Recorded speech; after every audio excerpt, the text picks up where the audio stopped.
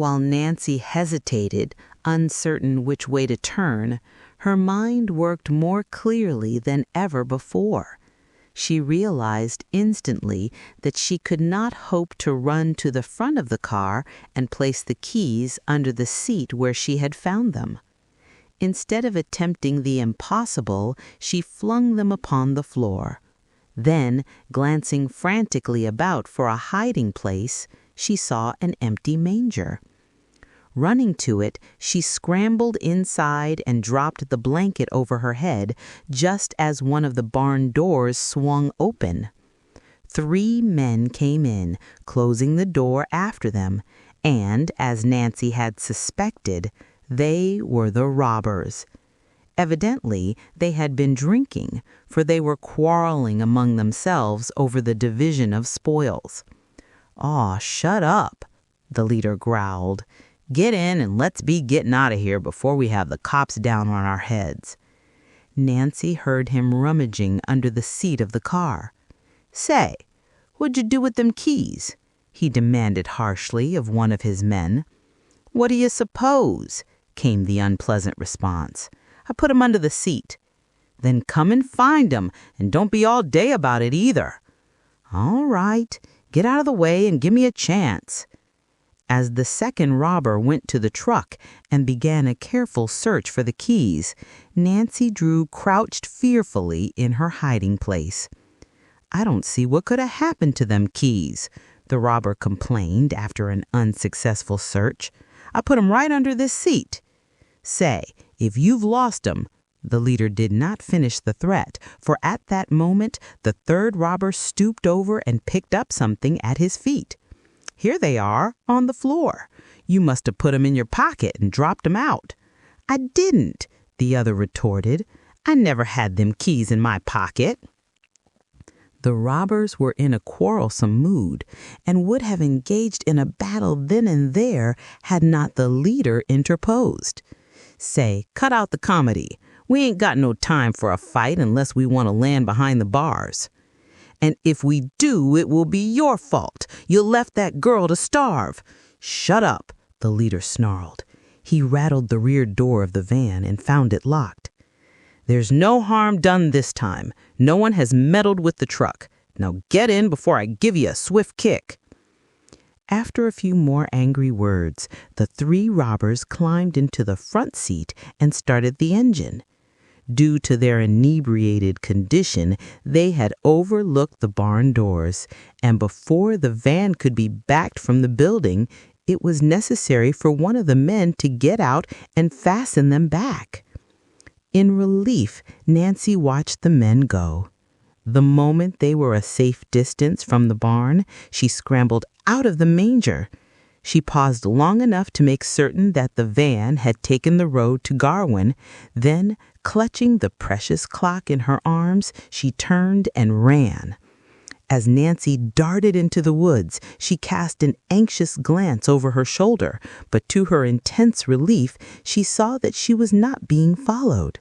There was no one to be seen in the vicinity of the roadhouse, and the big moving van was proceeding slowly on its way toward Garwin, the occupants oblivious that their whereabouts had been discovered. "I had a narrow escape that time," Nancy told herself as she ran. "I hate to think of my fate if I had been discovered." She chuckled softly at her own bravado and clutched the mantel clock more tightly in her arms. "Oh, well, it was worth the risk I took." It was dark in the woods, and Nancy could see only a few feet ahead of her. To her chagrin, she discovered that she had left her automobile flashlight somewhere in the barn, probably in the manger. There was no time to go back after it.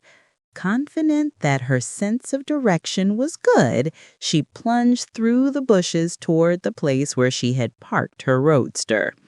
"I'm sure the clock is the right one," she thought. "Now, if it only contains Josiah Crawley's notebook." In the timber, there was insufficient light for her to examine the clock, but from the hasty glance she had given it in the barn, she was almost certain it was the timepiece Abigail Rowan had described to her. If the old woman's story was correct, she would find Josiah Crawley's notebook inside. Reaching the roadster and finding it exactly as she had left it, the girl sprang inside. "I'll go for the police as fast as I can and send them after the robbers. The Tophams don't deserve any consideration, but I couldn't be mean enough to sit quietly by and let them lose their household goods." Then, as she was about to start the motor, her glance fell upon the Crawley clock, which she had placed on the seat beside her. She was fairly overcome with curiosity to learn what it would reveal. As she hesitated, she found it impossible to resist the temptation of investigating it immediately, even at the cost of a few minutes' delay. Impulsively, she opened the glass door and ran her hand around the walls. There was nothing inside. "Gone!" Nancy groaned. Could it be that the Tophams had discovered the notebook only to destroy it? Nancy discarded the thought as quickly as it came to mind, for she recalled the conversation she had overheard between Ada and Isabel. No, they were as ignorant as herself concerning the location of the will. It was more likely that Abigail Rowan had been confused in her story. After all, she had not declared that the notebook would be found inside the clock. Nancy had made the deduction herself. "I was almost certain I'd find the notebook," she murmured in disappointment. "It must be here somewhere." Turning the clock upside down, she gave it a hard shake. Something rattled. Hopefully, she repeated the action. Unquestionably, there was something bulky inside. "It must be the notebook," Nancy thought in excitement. "Unless I'm wrong, it's behind the face. How can I get it off?" After a vain attempt to remove the heavy cardboard face with her fingers, she lifted the automobile seat and found a small tool with which she could pry. It then required but an instant to remove the two hands of the clock and jerk off the face. As the cardboard fell to the floor, Nancy peered hopefully inside and gave a low cry of delight. Eureka! There at one side of the clock, attached to a hook in the top, dangled a tiny blue notebook.